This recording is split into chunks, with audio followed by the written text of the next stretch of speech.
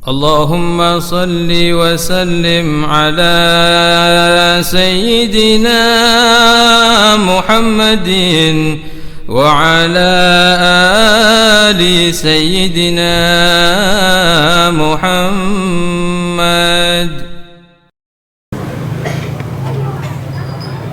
السلام عليكم ورحمة الله وبركاته. Waalaikumsalam warahmatullahi wabarakatuh. الحمد لله المعبود بنعمته، ونشهد أن لا إله إلا الله وحده لا شريك له، ونشهد أن سيدنا ونبينا محمدا عبده ورسوله، نبيه وحبيبه، صفيه وجليله، صاحب الوجاهات الرافعة ومراتب العالية. اللهم صل وسلم على سيدنا محمد وعلى آل سيدنا محمد واغفر لي في الآخرة والأولى. أما بعد، حضرة الحبائبنا الفضلاء والعلماءنا الكرماء، segenap tokoh agama, pemuka dan pengajak dalam berseru kepada Allah Subhanahu wa taala, semoga mereka semuanya dipanjangkan umurnya oleh Allah. Walhamdulillah, kita bersyukur kepada Allah Subhanahu wa taala, malam hari ini kita dikumpulkan bersama di dalam sebuah naungan indah, naungan Allah melalui sebaik-baiknya pintu Rasulullah. Tidak dapat dipungkiri, selangkah demi langkah, setapak demi tapak, terus berlangkah dan bergerak di dalam wilayah yang indah ini, terkhusus di wilayah Bandar Harjo, wilayah Kersana dan Ketanggungan. Walhamdulillah, gelorah kaum muslimin dan muslimat, para pemuda dan pemudi terus andil berjuang untuk mensyiarkan agama Allah Subhanahu wa taala. Wa jazakallah khair kepada semua majalis, semua majlis-majlis yang ada di tiga wilayah tersebut secara khususnya dan secara umumnya di wilayah Brebes, yang semoga perkumpulan majlis-majlis tersebut menjadi naungan yang indah untuk bekal berjumpa Allah dan Rasul sallallahu alaihi wasallam. Terima kasih banyak kepada Jalsa Isnain Majlis Rasulullah. Terima kasih banyak kepada Ikatan Jamaah Majlis Rasulullah Brebes. Terima kasih banyak kepada Majlis Ratibul Atas. Terima kasih banyak kepada Majlis Ratibul Idrus. Terima kasih banyak kepada Majlis Al-Mustafa. Terima kasih banyak kepada Pondok Pesantren Manbaul Anwar, Asuhan Kiai Mahdi Muhammad Syamsuddin. Terima kasih banyak kepada Kiai Nur Iman Ali, dan tidak lupa kepada segenap penyeimbang di dalam dakwah para hadrah yang menggelorakan salawat dan salam kepada Nabi Muhammad sallallahu alaihi wa alihi wa sahbihi wasallam, terkhusus kepada hadrah pemuda Nabawi yang semoga Allah Subhanahu wa taala bersihkan jiwa mereka semuanya. Untuk tetap fokus ikhlas dalam langkah memperjuangkan perjuangan para tokoh-tokoh agama untuk mengajak kita semuanya menuju kepada Allah dan kepada Nabi Muhammad sallallahu alaihi wasallam.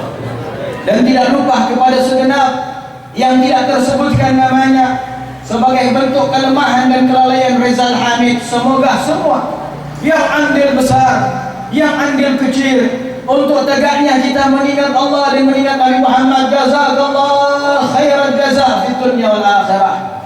Semoga Allah membalas kebaikan mereka semuanya, kebaikan untuk dunia dan untuk akhirat mereka. Amin ya rabbal alamin. Amin ya rabbal alamin.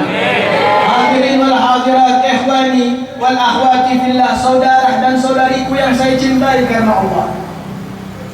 bersyukur wilayah kalian telah dikaruniai oleh Allah Subhanahu wa taala karunia yang besar, dilipat gandakan daripada anugerah yang luas, hingga kalian semua terbawah dari satu masa demi masa semakin baik dan semoga semakin baik hingga berjumpa Zat Maha Pemberi kebaikan. Dan tidak lupa juga pada bulan ini, bulan yang terbaik, bulan yang agung, bulan yang istimewa, yang dihormati, dimuliakan dan diagungkan oleh Allah Subhanahu wa taala. Semoga keberkahan Rajab terdapat pada kita semuanya. Tidak ada yang pulang dari majlis mulia ini kecuali mendapatkan sir min asrar Rajab, kecuali mendapatkan rahasia daripada rahasia Rajab. Ya Rabb, ya Rabb, ya Rabbal alamin.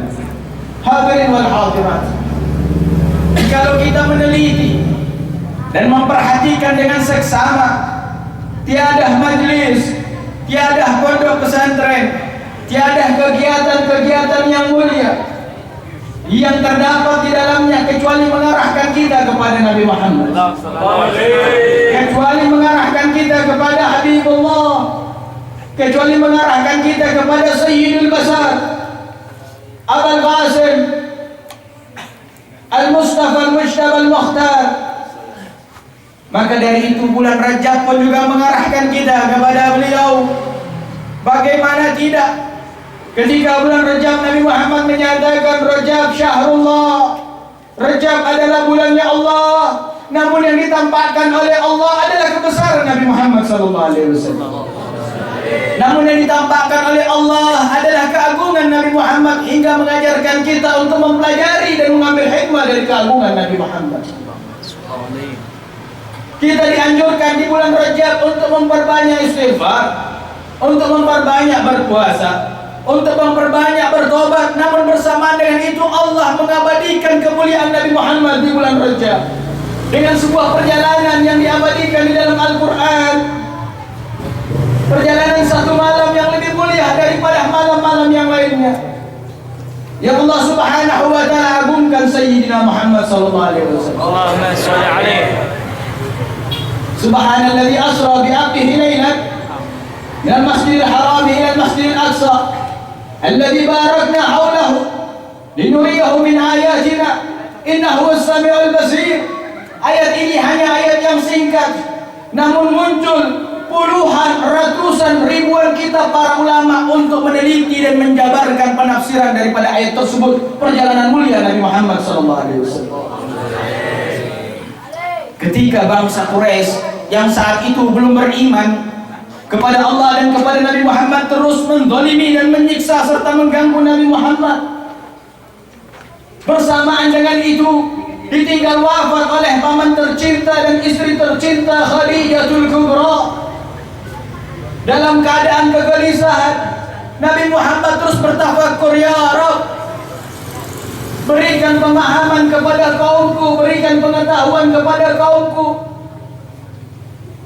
Ingkar semakin ingkar, durjana semakin durjana, durhaka makin durhaka. Itu yang terdapat pada bangsa Quraisy. Dalam keadaan kegelisahan, Nabi Muhammad melangkahkan kakinya dari rumahnya menuju dekat Ka'bah, tepat di samping Hijr Ismail, bermunajat kepada Allah Subhanahu wa taala, berkeluh kesah kepada Allah.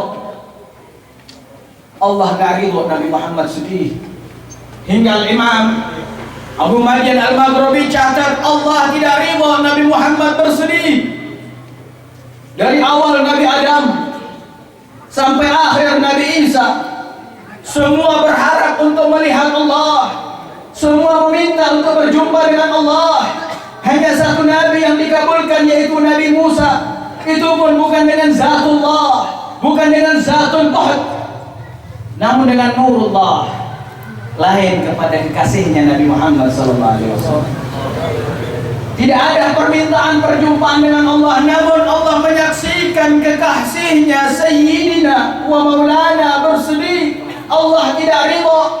Allah perintahkan Jibril dan Mikail turun, yang mana Jibril didampingi 100.000 malaikat dan Mikail didampingi 100.000 malaikat untuk turun menjemput Nabi Muhammad SAW dengan mengendarai hewan buraq, hewan yang mulia di alam surgawi, yang memang hewan ini sudah rindu untuk berjumpa dengan Nabi Muhammad karena pujian-pujian yang terdapat di alam surga tentang Nabi Muhammad. Ketika sampai Nabi Muhammad dalam keadaan tertidur karena reti bermunajat kepada Allah, Jibril yang sampai sebagaimana disebutkan oleh Syekh Abdul Rahman As-Safuri dalam kitabnya Nuzhatul Majalis. Berkata Imam Syekh Abdul Rahman As-Safuri bahwasanya malaikat Jibril menyaksikan Nabi Muhammad dalam keadaan tertidur di samping Hijr Ismail. Allah kini pesan, panggil kekasihku menghadap kepadaku, namun Jibril lakukan dengan sesempurna-sempurnanya akhlak. Namun Jibril lakukan dengan sesempurna-sempurnanya adab. Maka dengan lemah lembut, dengan penuh cinta dan keagungan kepada Nabi Muhammad, malaikat Jibril memanggungkan Nabi Muhammad dan mengatakan, "Qum ya naib, faqad hayyita lakal ganaim. Qum ya yatim Abi Talib, faqad hayyita lakal matalib. Qum ya Muhammad, al-lailatu lailatuka wa dawlatu dawlatuka. Anta syamsul ma'arif wa anta badrul lataif. Ma mudi'atid daru illa li ajlika wa la wurriqa ka'sal hub illa li rasulika. Qum ya Muhammad fa innaka al-mawa'ida mamduda wa yawm liqa'ika ma'duda." Bangunlah wahai orang yang tertidur, keinginanmu akan diberikan. Bangunlah wahai anak yatim Abi Talib, harapanmu akan dipenuhi. Bangunlah wahai Muhammad, malam ini adalah malammu, kerajaan ini adalah kerajaanmu. Engkau mentari pengetahuan, engkau rembulan kelembutan. Tidak diciptakan alam semesta kecuali membuktikan kecintaannya kepadamu. Tidak diterima percintaan kecuali melewati cintamu. Bangunlah, hari pertemuan dengan Tuhanmu telah ditentukan. Lemah lembut Jibril bangunkan. Maka terbangun Nabi Muhammad. Ketika terbangun, telah Nabi Muhammad menyaksikan bagaimana Jibril dan Mikail dengan ratusan ribu para malaikat yang bersama dengan Buraq. Ketika Nabi Muhammad memahami daripada apa yang diucapkan oleh Jibril, maka Nabi Muhammad mengangkat badannya untuk naik ke atas Buraq. Namun hewan Buraq ini tetap dalam keadaan berdiri, hingga Nabi Muhammad kesulitan untuk menaiki hewan Buraq tersebut. Maka Jibril melihat Nabi Muhammad kesulitan, Jibril nggak ridho. Jibril nggak ridho kalau Nabi Muhammad disulit-sulitkan. Jibril nggak ridho kalau Nabi Muhammad disusah-susahkan. Maka melangkah mereka Jibril dengan memegang pundak Buraq lalu berkata, "Ya Buraq, amma tastahi ya Buraq? Tidakkah engkau malu wahai Buraq? Wallahi ma ragibaka khalqun khairum minhu." Demi Allah wahai Buraq, engkau tidak akan ditunggangi lebih mulia makhluk daripada dia. Faistahyan Buraq. Maka Buraq itu malu lalu menundukkan badannya, hingga Nabi Muhammad mudah dan gampang untuk naik di atasnya. Ketika Nabi Muhammad sudah naik ke atas hewan Buraq, maka terbanglah dengan izin Allah Subhanahu wa Ta'ala ke Masjidil Aqsa. Dari Masjidil Aqsa Nabi Muhammad hendak naik ke atas langit pertama dan terus tertuju kepada Sidratul Muntaha, lalu masuk ke alam Jabarut dan alam Malakut hingga alam Ilahiyah. Maka sebelum Nabi Muhammad naik ke langit pertama, karena begitu banyaknya malaikat yang menjemput Nabi Muhammad, hingga pada malam itu terasa terang benderang, hingga pada malam hari itu terasa begitu terang seakan-akan siang hari. Sayyidina Utsman bin Affan yang dalam keadaan tertidur di rumahnya, di dalam kamarnya, terbangun kaget melihat kok tengah malam angkasa begitu terang benderang keluar dari rumahnya, dan betullah seakan-akan siang hari dengan ribuan ratusan ribu para malaikat yang turun. Maka seketika alam pikir Sayyidina Utsman bin Affan, ini kiamat telah datang, ini kiamat telah tiba. Maka Sayyidina Utsman dengan niat baiknya hendak mengabarkan kepada penduduk kota Mekah bahwasanya kiamat akan datang dan telah tiba. Maka Sayyidina Utsman menarik nafasnya untuk menghentakkan suara mengabarkan tentang hari kiamat. Sebelum terhentak suara, disebutkan oleh Imam Ahmad Zaini Dahlan dalam kitab Syiratun Nabawiyah, ditegur Sayyidina Utsman. Terdengar dari bibir langit seruan berkata, "Amsik ya Ibn Affan, faqad ruqiyal mahbubu ilal habib." Diam wahai anaknya Affan, karena malam hari ini pertemuan kekasih dengan kekasihnya telah ditentukan. Ketakutan hingga jatuh pingsan. Begitu Nabi Muhammad terus naik hingga tembus ingin masuk ke langit pertama. Belum sampai di langit pertama, disebutkan juga oleh Imam Syekh Abdul Rahman As-Safuri dalam kitab Nuzhatul Majalis, belum sampai di langit pertama maka terdengar di alam langit itu suara yang menggema begitu dahsyat. Dikatakan, ya jannatal aini tazayyani wa ya daran naimi takawwani wa ya hulalal in'ami talawwani wa ya hurul aini tabakhtari wa ya samawatu iftaqiri. Al-yawm yaqdumu li ziyaratina sayyidul bashar. Nabi Muhammad belum sampai ke langit pertama sudah terdengar seruan di atas langit bergema dengan kumandang yang dahsyat. Wahai surga Adan berhiaslah, wahai surga-surga tempat kenikmatan berhiaslah, wahai surga-surga tempat kelezatan berhiaslah, wahai para bidadari-bidadari berhiaslah, wahai langit kuatkan hamparanmu, karena pada malam hari ini akan datang bertamu kepada kita pemimpin umat manusia, Sayyidina Muhammad sallallahu alaihi wasallam. Ya Rabbana ya Karim, Isra Mi'raj perjalanan mulia, namun yang tercancap pada diri kami semuanya adalah keagungan Nabi Muhammad, penghormatan Allah yang Allah berikan kepada Nabi Muhammad. Isyarat begitu agungnya Nabi Muhammad di sisi Allah. Faya khasrata, maka sungguh merugi orang-orang yang tidak bisa mengenal kemuliaan Nabi Muhammad. Ketika Nabi Muhammad sudah sampai di Sidratul Muntaha, lalu naik ke alam yang tidak diizinkan siapapun makhluk. Tidak ada satu makhluk pun yang tembus alam di atas Sidratul Muntaha. La malaikah, walal anbiya, walal mursalin. Tidak pada diri para malaikat, tidak pada diri para anbiya, tidak pada diri para rasul, kecuali hanya Habibuna Muhammad, kecuali hanya Habibuna Ahmad, kecuali ala Habibuna Abul Qasim Sayyidina Muhammad sallallahu alaihi wasallam. Tidak ada yang tembus ke alam tersebut.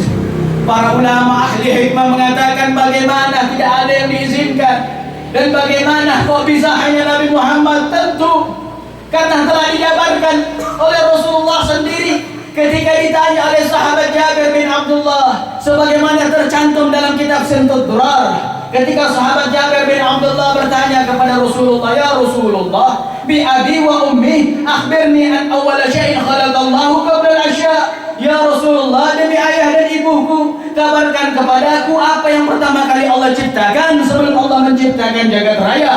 Maka Rasulullah berkata, ya Jabir, inna Allah khalaqa qabla al-asya' nuran nabiyyika Muhammadin sallallahu alaihi wasallam min nurih. Wahai sahabatku Jabir, ketahuilah yang pertama kali Allah ciptakan sebelum Allah menciptakan jagat raya adalah cahaya kekasihmu yang diciptakan dari cahayanya Allah. Maka Nabi Muhammad tercipta dari cahayanya Allah. Maka Nabi Muhammad diizinkan untuk masuk ke alam ilahi, diizinkan untuk naik ke suatu alam yang tidak diizinkan kepada makhluk-makhluk yang lainnya. Sallallahu alaihi wasallam.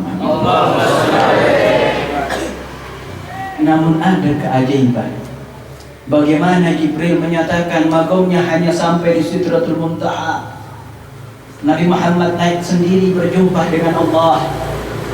Yang mana Al-Imam Al-Habib Ali bin Muhammad Al-Habsyi dalam kitab Simtud Durar yang sama menyebutkan tashhadu fi hadzatu lidzat, perjumpaan zatnya Allah dengan zatnya Nabi Muhammad, perjumpaan zatnya Allah dengan zatnya Nabi Muhammad yang hebat. Ulama menyebutkan Jibril terhenti di Sidratul Muntaha, namun semua yang menempel pada Nabi Muhammad sampai ke alam yang tidak diizinkan kecuali hanya Nabi Muhammad hingga berjumpa dengan Allah. Bersamaan dengan itu sandalnya Nabi Muhammad masih menempel di telapak kaki Nabi Muhammad. Itu sandal tidak dibuat di surganya Allah, itu sandal tidak dibuat di arsy-Nya Allah, itu sandal tidak ditempah oleh para malaikat. Itu sandal hanya terbuat daripada batang pohon kurma yang ditempah oleh tangan-tangan sahabat Rasul. Namun bagaimana itu sandal bisa mendapatkan kemuliaan, bisa menyaksikan zatnya Allah, Bagaimana itu sendal bisa mendapatkan keagungan, bisa masuk ke suatu alam yang tidak diizinkan kepada makhluk yang lainnya? Para ulama mengatakan ta'allaq bi Nabi Muhammad, karena sendal itu berhubungan langsung dengan Nabi Muhammad. Fa ya habadha man ta'allaq bi Muhammad, maka sungguh beruntung orang yang punya hubungan dengan Nabi Muhammad. Sungguh beruntung orang yang punya ikatan kuat dengan Nabi Muhammad sallallahu alaihi wa alihi wasallam. Ketika kemuliaan yang Allah Subhanahu wa taala berikan kepada Nabi Muhammad begitu agung, yang sudah tidak lagi terbantah, ketika kemuliaan yang Allah berikan kepada Nabi Muhammad yang sudah tidak ada lagi keyakinan yang bisa merubah, keraguan tidak akan bisa masuk. Hebatnya Nabi Muhammad di dalam berkasih sayang kepada kita. Ketika berjumpa dengan Allah, setelah menerima kewajiban salat 5 waktu, Nabi Muhammad tidak melepaskan kesempatan yang mulia. Nabi Muhammad tidak melepaskan kesempatan yang agung ketika bertatap langsung dengan penciptanya. Nabi Muhammad tidak memikirkan dirinya. Nabi Muhammad tidak memikirkan keluarganya. Nabi Muhammad tidak memikirkan tertentu dari golongannya. Mengambil kesempatan sebagaimana tercatat melalui kitab Jami'ul Ahadits lil Imam Asyuyuti. Nabi Muhammad berkata dengan ucapan indahnya di hadapan Allah sebagai bentuk memikirkan kita sebagai umatnya. Ketika karunia dan anugerah besar disandarkan kepada Nabi Muhammad, yang dipikirkan Nabi Muhammad adalah kita. Nabi Muhammad berkata, ya ilahi wa ya sayyidi wa ya maulaya al-mudhnibuna min ummati. Wahai Tuhanku, wahai junjunganku, wahai penciptaku, para pendosa-pendosa dari golongan umatku. Kita yang disebutkan oleh Nabi Muhammad, tidak ada yang lain. Kita para pendosa disempurnakan dengan kalimat min ummati. Para pendosa dari golongan umatku. Indahnya para pendosa, sifat mereka disebut di hadapan Tuhannya. Indahnya para pendosa, mereka disebutkan di hadapan penciptanya. Namun yang lebih indah lagi, ketika Nabi Muhammad gelisah memikirkan para pendosa bagaimana nasibnya. Ketika Nabi Muhammad memikirkan kita, orang-orang yang tak pandai berbakti kepada orang tua, orang-orang yang tak pandai berbakti kepada guru, orang-orang yang tak pandai mendirikan salat, orang-orang yang tak pandai mengeluarkan zakat, orang-orang yang tak pandai melaksanakan puasa, orang-orang yang tak pandai melaksanakan haji, orang-orang yang tak pandai menghindari khamar, orang-orang yang tak pandai menghindari zina, orang-orang yang tak pandai menghindari judi, orang-orang yang tak pandai menghindari pencurian. Itu semua yang dipikirkan, itu semuanya yang diinginkan. Maka pantas Nabi Muhammad mengatakan dalam hadis sahihnya dengan mengatakan syafaati li ahlil kabair min ummati, persafaatanku, kalimat pertolongan dariku hanya ditujukan seyogyanya yang paling besar dari golongan para pendosa-pendosa besar golongan umatku.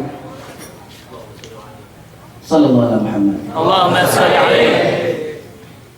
Allah menyaksikan bagaimana kasih sayang kekasihnya kepada umatnya. Maka Allah menjawab dalam firman-Nya kepada Nabi Muhammad, ya Ahmad, idza kuntu ana rahim wa idza kunta anta syafiq fa ainal mudhnibuna bainana.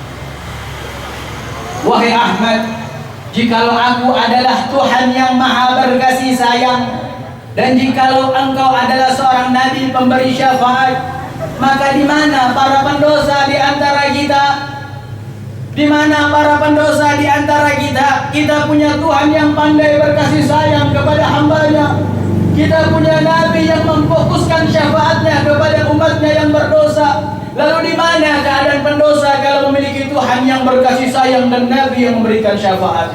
Mudah-mudahan kita di antara berdua itu adalah keselamatan dan kebahagiaan, adalah pengampunan dan pemaafan dosa. Ya Rabbana ya Karim, wa ya Arhamar Rahimin, wa ya Ajwad al-Ajwadin, wa ya Rahimal Masakin, jud alaina bil qabul.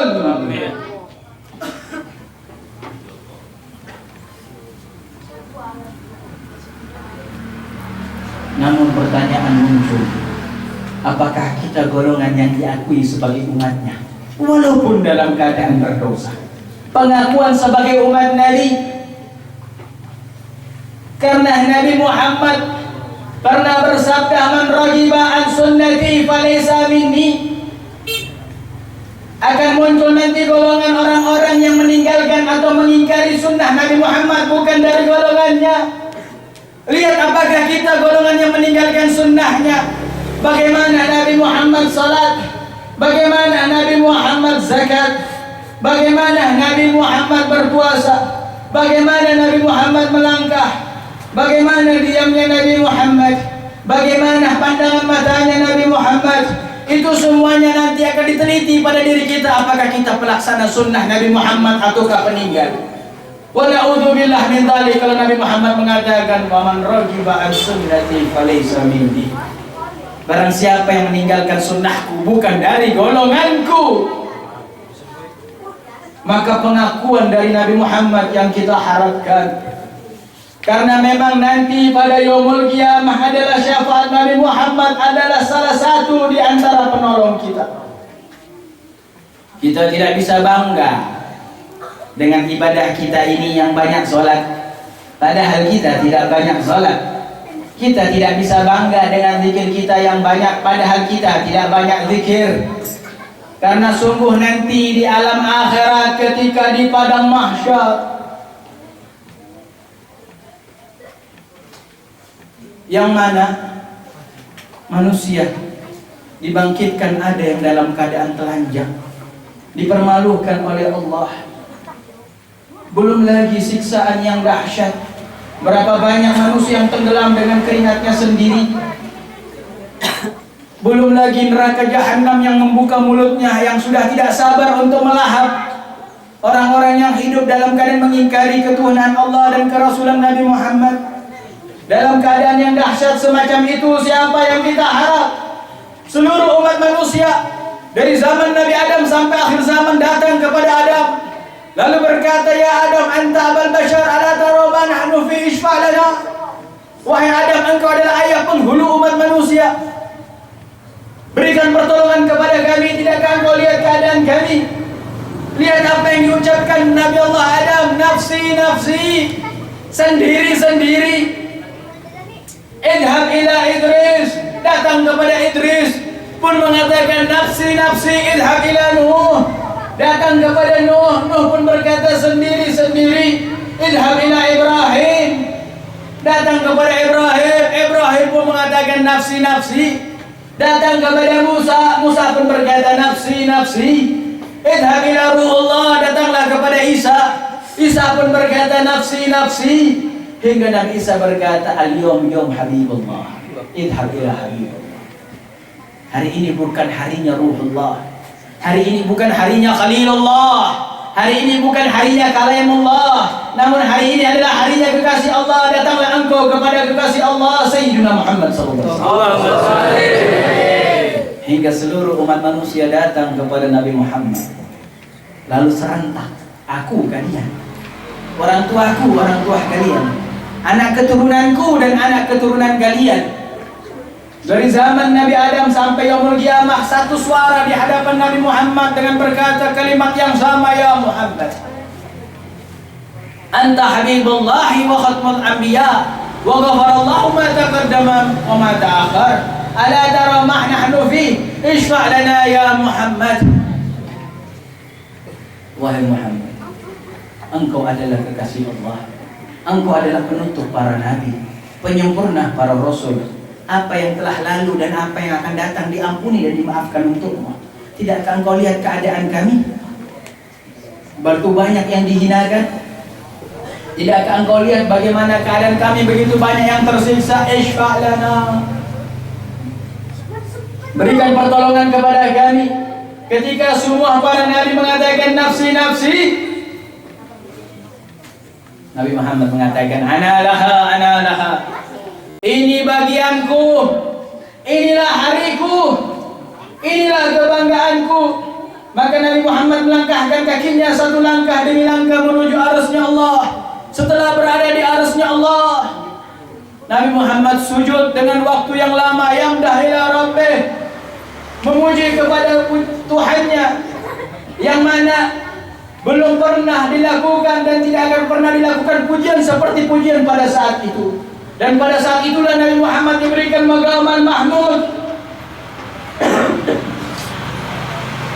maqam yang terpuji. Nabi Muhammad sujud untuk mengharapkan umat manusia diampuni oleh Allah Subhanahu wa ta'ala dalam keadaan ketakutan dan kekhawatiran yang sangat. Maka Allah Subhanahu wa ta'ala berkata kepada Nabi Muhammad, "Ya Muhammad, irfa' ra'sak wasal tu'ta wa qul yusma' washfa' tushaffa." Wahai Muhammad, angkat kepala, ucapkan aku dengar, minta aku beri, syafaati aku izinkan. Maka mendengar pilihan dari Allah, Nabi Muhammad mengangkat kepalanya lalu berkata, "Ya Rabb, la arda wa wahidun ummati finnar." Ya Allah, enggak ridha, ya Allah enggak ridha satu umatku masuk ke dalam neraka. Satu umat Nabi enggak ridha Nabi Muhammad. Satu, bukan sebagian besar, bukan separuh. Satu umat Nabi Muhammad, bukan sebagian kecil. Satu umat Nabi Muhammad, bukan golongan tertentu, bukan yang hanya ahli ibadah, bukan yang hanya ahli ruku, bukan yang hanya ahli sujud, bukan hanya ibadah yang lainnya, namun tertuju kepada keseluruhan umat Nabi Muhammad. La arda wa wahidun ummati finnar, garibo ya Allah, satu umatku masuk ke dalam nerakamu. Al-Imam Amirul Mu'minin Ali bin Abi Thalib, sebagaimana disebutkan dalam kitab Ithaf Syarah Ihya Ulumuddin, itulah pemberian Allah ketika Allah turunkan kalimat di dalam Al-Quran. Ketika Nabi Muhammad berada di alam dunia, Allah berikan dengan sebutan wala sawfa yu'tika rabbuka fatarda, wala sawfa yu'tika rabbuka fatarda. Kelak wahai Muhammad, kelak, yaitu nanti pada hari kiamat, engkau akan diberikan oleh Tuhanmu sampai engkau puas, sampai engkau ridha. Kapan ini kejadiannya? Itulah ketika Nabi Muhammad sujud dan mengharapkan satupun dari umatnya tidak ada yang masuk surga. La arda ya Rabb wahidun ummati finnar, enggak ridho ya Allah satu umatku masuk ke dalam nerakamu. Maka dari itu perjalanan Isra Mi'raj Nabi Muhammad, kemuliaan Nabi Muhammad yang Allah berikan kepada Nabi Muhammad dari Allah Subhanahu wa ta'ala, intinya Allah menyabarkan kepada kita, Allah menampakkan kepada kita bagaimana kepedulian Nabi Muhammad kepada kita, dan siapa golongan yang selamat mendapatkan kemuliaan, yaitu orang-orang man ta'allaq bin Nabi, orang-orang yang punya hubungan kuat dengan Nabi Muhammad sallallahu alaihi wasallam. Maka dari itu wahai hadirin, tersemogahkan agar perkumpulan kita ini dan seluruh perkumpulan yang ada khususnya di wilayah Banjarharjo, Kersana dan Ketanggungan, dan secara umumnya yang berada di Brebes, lebih lagi secara umum yang berada di tanah Jawa, dan secara umum yang berada di Indonesia, dan secara umumnya yang berada di alam dunia ini, semua majelis, tiada satupun mereka orang-orang yang khusus berjuang mengajak kepada Allah, selalu mengarahkan kita kepada Nabi Muhammad. Maka itu semoga semua tokoh-tokoh agama tanpa terkecuali di antara mereka, baik yang mengajarkan daripada alif ba ta sampai mengajarkan tentang ilmu bermakrifat dalam berhakikat menghamba kepada Allah, semoga Allah balas kebaikan mereka semuanya, dan semoga kita berada dalam naungan mereka semuanya, dan semoga Allah muliakan mereka semuanya untuk mendapatkan keberkahan di belakang Nabi Muhammad, dan Allah kumpulkan kita bersama mereka semuanya. Amin ya rabbal, amin ya rabbal, amin ya rabbal. Rabbana atina fid dunya hasanah wa fil akhirati hasanah wa qina adzabannar. Dan semoga orang tua kita yang masih hidup Allah panjangkan dalam keadaan sehat wal afiah, dalam keadaan taat dan takwa kepada Allah. Dan mereka yang telah wafat, ya Allah, jadikan kuburan mereka taman di antara pertamanan surga. Jadikan kuburan mereka istana di antara istana surga. Terkhusus kepada Sayyidil Walid Al-Habib Muhsin bin Ali Al-Hamid dan Al-Habib Muhsin bin Muhammad Al-Haddad. Ya Rabbana ya Karim, ya Arhamar Rahimin, wa ya Ajwadul Ajwadin. Nas'aluka bibarakatir Rajab, bibarakatir Sya'ban, bibarakatir Ramadan, an taghfira dhunubana wa tastur uyubana wa taqdi hawaijana wa tawwil umurana bi ta'atika wa mahabbatika ya Hayyu ya Qayyum. Keberkahan Nabi Muhammad dan kemuliaan bulan Rajab serta kemuliaan Isra Mi'raj, ya Allah ampunkan dosa kami, ya Allah maafkan kesalahan kami, ya Allah kabulkan hajat kami, ya Allah tutup aib-aib kami, ya Allah berikan keinginan kami, ya Allah angkat derajat kami dalam derajat yang semakin dekat denganmu. Allahumma barik lana في الرجاب وشعبان وبلغنا رمضان. اللهم بارك لنا في الرجاب وشعبان وبلغنا رمضان. اللهم بارك لنا في الرجاب وشعبان وبلغنا رمضان وأعذنا فيه على الصيام والقيام واجعلنا من العائدين والفائزين بلقاء الشوال يا حي يا قيوم. وصلى الله على سيدنا محمد وعلى آله وصحبه وسلم والحمد لله رب العالمين. والسلام عليكم ورحمة الله وبركاته.